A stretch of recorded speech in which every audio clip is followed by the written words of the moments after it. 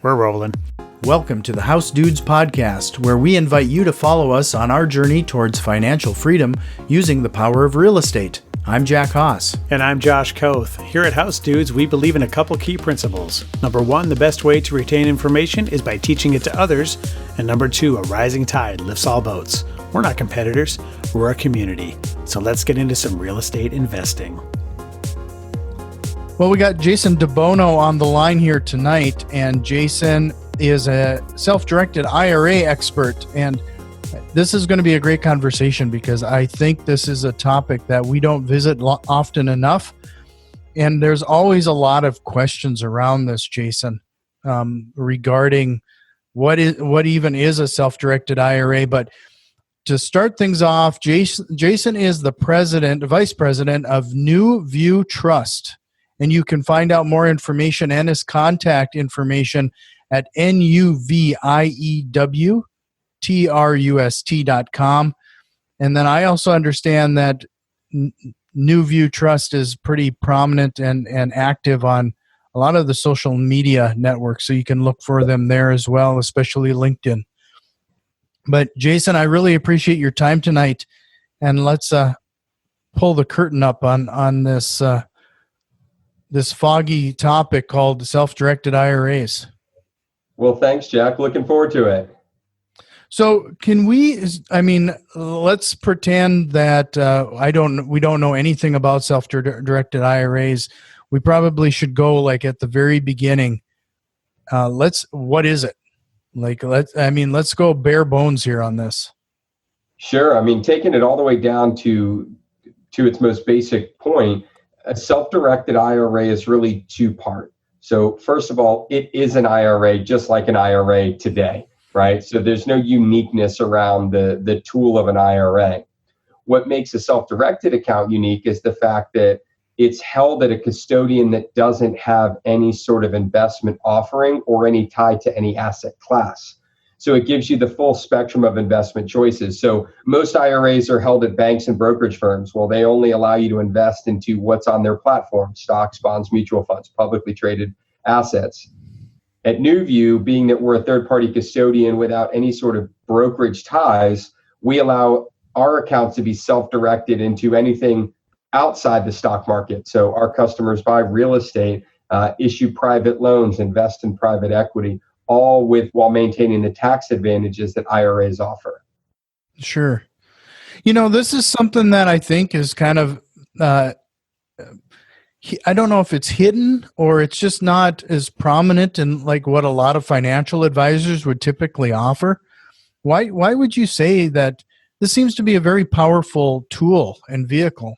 Why is this like not as well known?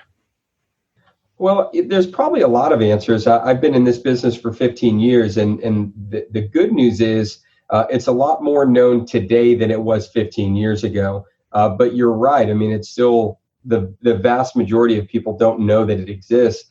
I think the easiest way to answer that is, and again, a little bit of speculation, but a little bit of experience sprinkled in, that there's no incentive for the banks and brokerage firms or the advisors that represent those firms to offer you a product that they don't sell. It'd be like going to McDonald's, right, and kind of looking at the menu and going, gosh, really don't want a burger. I think I prefer a taco, and someone behind the counter saying, oh, well, if you leave here, go out the road, there's a Taco Bell around the corner, right? We would never expect that to happen. And it's kind of the same thing. The brokerage houses, the banks, the financial industry, they represent the publicly traded equity markets. And so there's no incentive, albeit financial or anything beyond that, for them to tell you to go somewhere else unless you have a really clear indication of what you want to do and they know how to get you to what you want. Sure. So, you mentioned that the IRAs can be used for the real estate and private lending, that type of thing.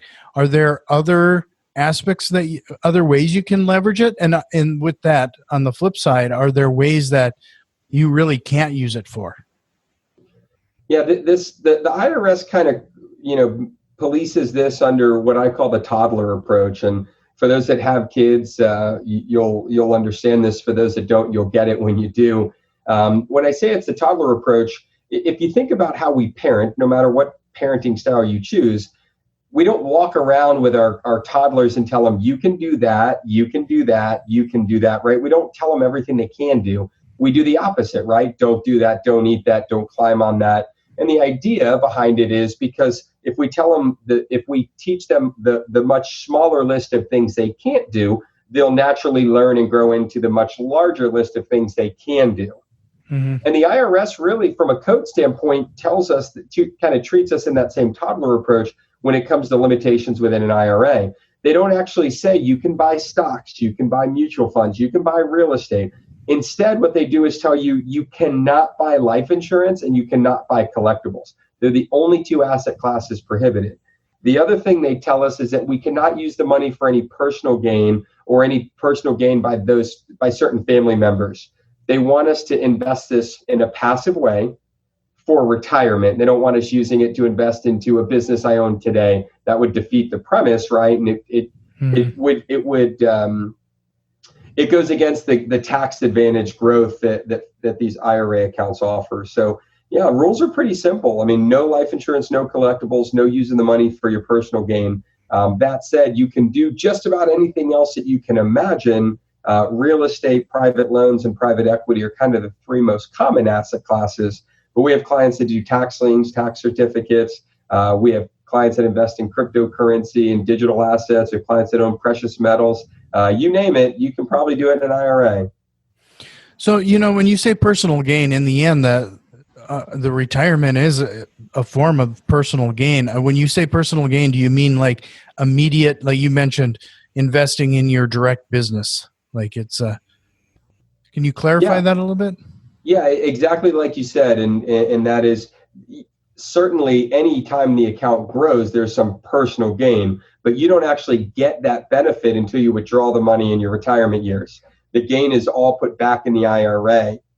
Personal gain would be exactly what you mentioned. It would be taking your IRA, investing it into your business, and now your business is personally benefiting from that infusion of capital. That's what's prohibited, not the act of writing a loan out of an IRA. Your IRA can write a loan to my business. You just can't write the loan to your own business because it's not the loan that's prohibited. It's your personal benefit of that money that they don't want. Sure. So let's talk about your company and how that relationship works. Like if somebody is looking to set up a self-directed IRA, I've actually asked some local financial advisors, and when I brought up self-directed IRAs, I more times than not, and sadly, I get kind of blank stares. Half the time they don't know what I'm talking about. Like, what type of questions should somebody be asking to make sure it's a good fit? Like, because that's a pretty direct and relationship there. Yeah, I mean, anytime someone's holding your money, there's lots of questions that should be asked. So let me start with kind of the role that we provide. So we serve a very similar role to a Charles Schwab or a Fidelity from a custodian standpoint, meaning we hold the IRA, we take direction from the customer, we hold the assets in the account, and we report to the IRS every year. And that's really exactly what Charles Schwab is doing too. What's different about us is we do it in a non-advisory environment, so you've got to make your own investments. And number two, we don't have any restrictions on the asset classes like Schwab does that will custody. So we're a very important piece of the puzzle because you can't do this without a custodian. So you have to have someone that houses your IRA and handles the reporting, et cetera. Some of the questions that should be asked, I mean, some of the basic ones are, how long have they been in business? What's their financial strength? How many assets or clients, do they hold in terms of number of clients or dollar value? How are they regulated, right? Like NuView is a South Dakota chartered public trust company. We are regulated by the South Dakota Division of Banking, and we are all of our audits and everything is all performed by them. We have to have capital with the state that's pledged to the state. So we have money that just sits in cash under a pledge to the division, and that's referred to as capital adequacy. And that's reviewed every audit that we have with the division, and they change that capital adequacy to reflect our current client structure. So not everyone in this business has that same level of regulatory oversight. So that's something that we encourage people to ask is, people can be in this business and then they can rent services of a trust company. We are the trust company. So you're getting your services directly from the regulated entity. So all of those questions are good. And then beyond that, what's the service offering? Everybody serves customers a little bit different. How much technology is important to you? And if it's important to you, then make sure your custodian is offering that. Hours of operation, ease of processing, reviews. I mean, there's lots of ways that you could evaluate a company, beyond just how much money do you hold and how long have you been in business and how are you regulated to, are you going to serve me the way I want to be served? Mm-hmm. So, you mentioned, that relationship and having that technology in place. Could you talk about how, maybe even walk us through the process? Like, let's say I open up a self-directed IRA and I needed the money for an investment. Like, how does that work? Do I get to just have a check blank and I can write a check for it right out of the account, or is there another process? How does that look? Well, I'll keep this kind of at 20 or 30,000 feet just for the sake of time. But there's really a couple ways that you can structure your self-directed account. The most common way is it's directed through the custodian. So you found a piece of real estate that you want to buy. You would notify NuView as your custodian of that purchase intent. So we have a form that you can complete. You can do it all electronically, so you don't have to, take pen to paper if you don't want to. But you would fill out what we call a purchase authorization form. So you would say, "Dear NuView," right? Fill in the boxes. I want to buy 123 Main Street for $50,000. Here's the title company and escrow agent. Here's the realtor, etc. And here's the contract, right? Because you've already gone out and negotiated it. And then we would turn around, we'd sign the contract, we'd send the escrow money, and then we'd work with the title company to get it closed. All of that is part of the process. And there's a natural part of that process that involves you and involves us, so we all work hand in hand to get it closed. The other way that you can structure this is to actually set up some sort of LLC that you personally manage on behalf of your IRA. So in this case, you would direct the custodian to fund the money into the LLC. So instead of buying the property, you'd send your entire IRA balance to the LLC. And then you would, as the manager of that LLC, you would be the one that goes and buys the property. So you don't have to go through NuView for the individual property purchase. It adds a little step, it adds some responsibility, and you may pick up some LLC fees and other things that you would normally not have to pay, but it'll give you that kind of blank check reference that you made in terms of being able to control it. Either way is fine for us. It really is personal preference. Generally, unless somebody is going to be owning more than one or two properties, or is buying investments that are very time sensitive, the LLC doesn't make sense. But if you were going to go buy 2 or 3 properties in a year, or you were going to be moving quickly, then that LLC model can become very attractive for you. Sure. So, can we also chat a little bit about like the different IRA retirement plans that might be available?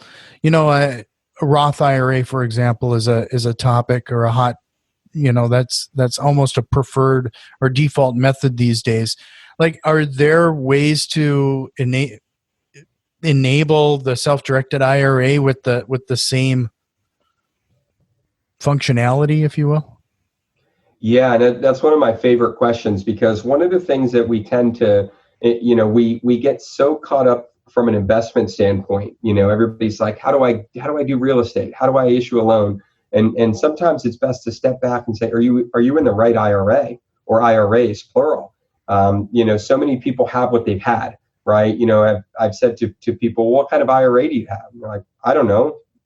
And that tells me, gosh, this client doesn't even know if they've already committed to pay the tax, or if they're getting a tax benefit, or, the process should involve really understanding what IRA that you want. So I kind of use the analogy of your IRA is the vehicle, right? It's like car shopping. You don't just go to the parked car lot and figure out what's the one vehicle that you see, and you don't buy it just because it's the same car, right? You evaluate them, what's the difference, et cetera.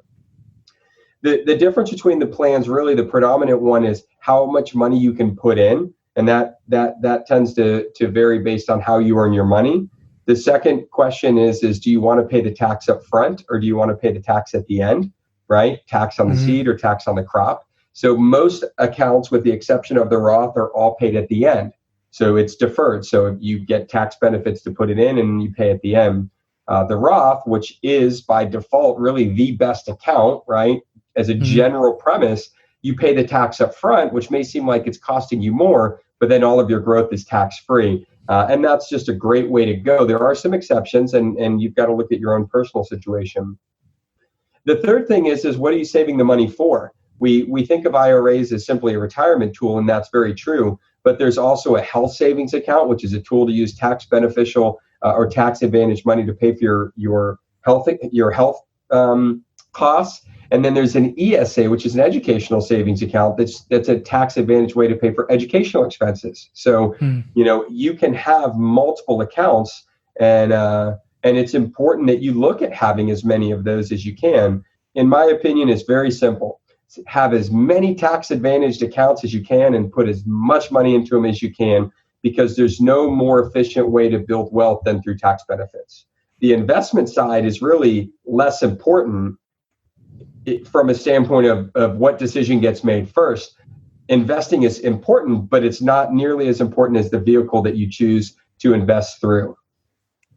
So you brought up a couple things that kind of blew my mind there for just a second. You're the first person to mention the health savings account and the education savings account. Like HSA, that's with the growing costs of healthcare, we're all kind of doing our best to try to accommodate and make sure we have the money for that. When you leverage the HSA and you're applying these funds and investing for your HSA, you mentioned earlier we can't use that for self-benefit, but is that kind of an exception to the rule in a little ways, because you're kind of using the proceeds there to pay your medical bills, aren't you? Like, how does that work? Yeah, so when let's start with an IRA. So really, the money in an IRA accumulates tax advantage, right? Tax-free or tax-deferred, depending on what type of account you chose. And you become eligible to take it out at retirement, 59.5 without penalty. You can use the money for whatever you want, right? The rules say you've got to hold it till retirement. That's the deal. With an HSA, there is no time horizon. The deal that you make is you won't take it out for personal use, or you'll pay a tax and penalty. But you can take it out anytime, so long as it's for a qualifying medical expense. So they don't view that as personal benefit. Same thing with the ESA. When you withdraw money out of your ESA, there's no time constraint, so long as it's being used for qualifying educational expense. So these accounts have different purposes, and the timing of your distributions is based on what you're using the money for. So only an IRA has a time constraint of 59.5. HSAs and ESAs aren't time contingent. They're actually use of fund contingent. So at any point, you can withdraw out of an HSA to pay for qualifying medical expenses 100% tax-free. And then same thing with an ESA. You can withdraw at any time to pay for qualifying educational expenses 100% tax-free. Sure. Okay. Well, that's really interesting. That's a new piece of information I think we've all have missed. So, let's say we're talking about investing in real estate. One of the benefits is the tax benefits of holding real estate, is the depreciation schedule, for example. Does that type of benefit then impact or directly benefit? How does that still benefit me, or is that reserved tax purposes for the IRA? And am I even making sense there when I'm asking here? Yeah, you sure are. And one of the big benefits of owning real estate is there are lots of tax benefits, and certainly depreciation is one of those.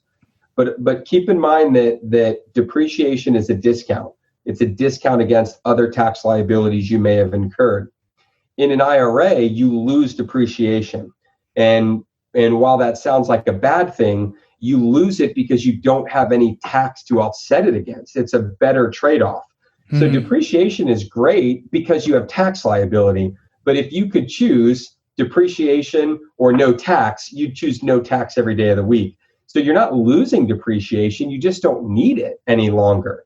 But that said, we do believe in true wealth building is really looking at your different ways to buy a property, determining where it fits best. So I kind of refer to this as where you want to get to in your wealth building, journey is where you have retirement accounts.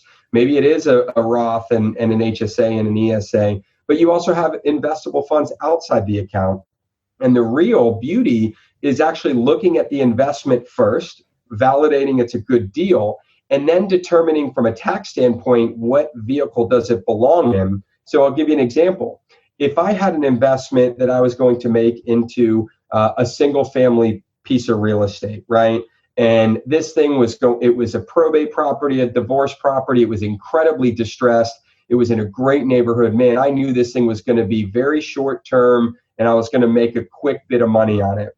Well, I wouldn't want to own it in my personal name because depreciation doesn't matter if I sell it inside of a year, right? So I've got this big liability. Well, that fits so nicely in a Roth because if I buy it for 100 and sell it for 2 in 8 months, it's 100% tax free. No matter how many tax schemes you use outside the IRA, you're never going to wash away $100,000 of short-term capital gain. You're going to pay some tax on that. So in an IRA, I pay none. But if I'm looking at another investment, and let's just say I'm going to be a passive investor into a multifamily syndication, right? I'm going to invest into an apartment complex with a bunch of other investors. Well, if that fund is using bonus depreciation, right, where they're accelerating it all into year one, and I'm going to put in 50 grand and get like $40,000 worth of write-off, well, why would I put that in my IRA, right? Because I'll carry those losses forward for years to come. So that deal probably goes better in my personal name because it's got a huge tax incentive associated with it that I would forego if I did it in my IRA. So when we talk about these deals, really success is not being a great investor. Success is evaluating each investment on their own and then deciding which vehicle is best, personal, IRA, HSA, ESA, whatever other entities or structures exist, and then plucking them into the right one. Sure. So, this is something that I'm going to put you on the spot here. Is this the type of thing you just talked about there? Is NuView and yourself, are you comfortable giving that level of advice when somebody comes to you and says, okay, this is the investment I want to make? Are you comfortable telling them, we can put it in there, but you would probably benefit better by this option or that option? Or yeah, so we do not provide any advice. That's our business, and it's our legal obligation as a self-directed custodian is we are 100% non-fiduciary, non-discretion. So that means all investment decisions are up to you. We're happy to have discussions about things to consider. So if you were to ask me that, my comment back would be, well, Jack, first of all, I don't give investment advice, but I can tell you this, in an IRA, you forego depreciation. So if there's heavy depreciation on this asset, right, it starts to look less attractive in an IRA. Whether you do it or not and what you do with that information is up to you. We're strong believers in the team approach. We can't be custodian, attorney, advisor, accountant, right? And if we were, we wouldn't be good at all those roles. So, we encourage clients to go seek the professional guidance they need based on the transaction they're trying to complete. Some are very simple and straightforward, and they don't require a lot of moving parts. You're going to buy one property, the money's in your IRA, you don't want to own it personally. It doesn't really matter from a tax standpoint. It's a flip of the coin, right? You're really not doing this for any reason other than you just don't want to be in the stock market in 2020, right? You'd rather own a rental property. When those decisions are already made, then really you don't need all this extra stuff. Where that sort of extra tax and legal guidance can come into play is as the complexities of your investment get more grand, or you start having more disposable money to invest, and you got to now start being a little more strategic. In any case, it's worth the money to make that investment, to seek the professional guidance. As they say, if you can't afford the attorney, you can't afford the deal, right? So there's some truth in that, although I think we all would agree not every transaction requires a full-blown legal opinion. But when it does, it's worth the money to do it, for sure. Sure. No, I appreciate you being that open about it. I mean, I understand exactly what you're saying, but I think you nailed exactly what I was looking for.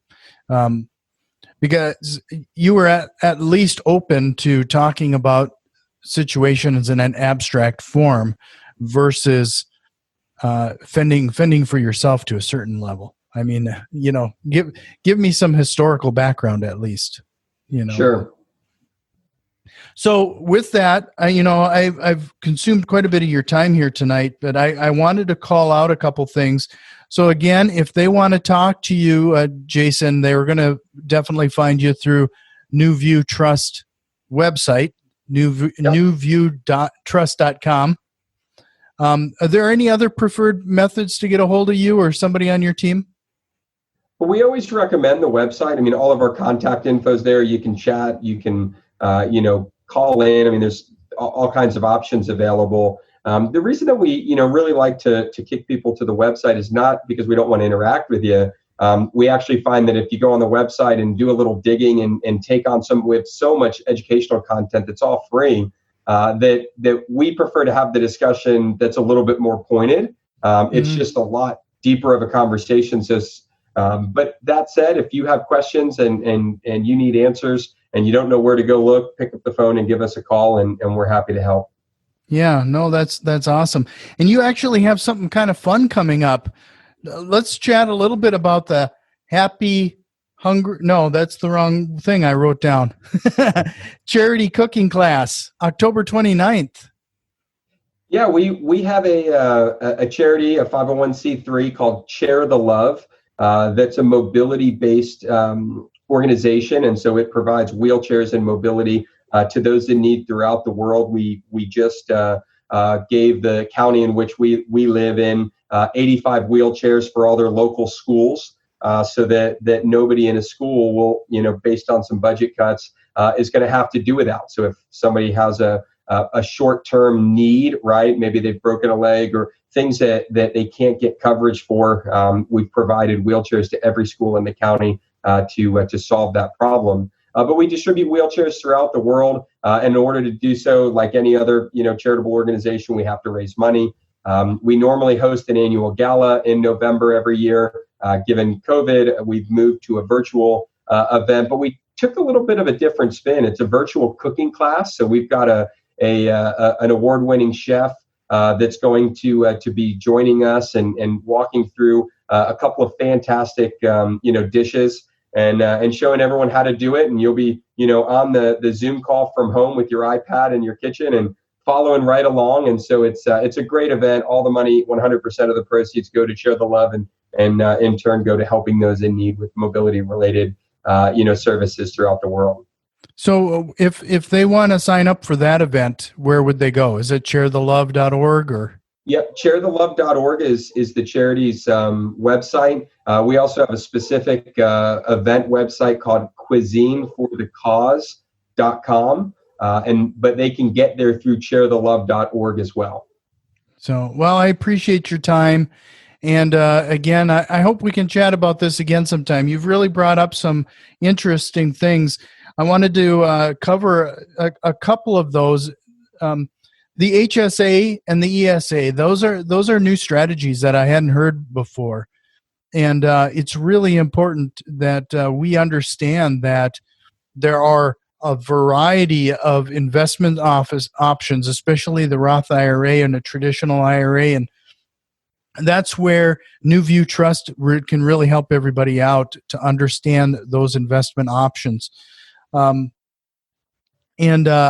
really liked the questions that you brought up regarding making sure that your custodian matches what you need. I'm a techie guy. I would want any kind of like an online portal or some online tools that I can access and quickly check a few things. So those tips and tricks are really helpful today. I really appreciate that. Yeah, absolutely. Thanks so much for having me. Yeah, and if you need anything else, if you need anything, I'm always here to help you. And I definitely get that impression from you. So I really advise everybody to check out Jason DeBono at NuViewTrust.com. We've put a lot of effort into providing useful content, and if you found value in the show and have any interest in supporting us with a small donation, head over to patreon.com/housedudes. And if you have any thoughts or questions, shoot us an email at info@housedudes.com. You can also find us on Facebook, Instagram, and Twitter @housedudes.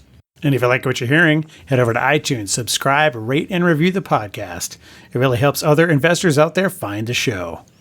And remember, massive positive impact requires massive positive action. We'll see you next time. This episode was brought to you by housedudes.com. Do you have time to actively manage flipping and rentals yourself? If so, go for it. If you live in a market that won't cash flow or don't have the time to do all the work, are you just out of luck? If there was a way to participate more passively, would that appeal to you? I'm sure you have questions about how the process works and what to do next. If that's the case, fill out the form on housedudes.com/investors, and we'll reach out to see if you are a good fit for our business. This is first come, first serve, and we will have to stop taking applications when our goals are met. See you at housedudes.com/investors.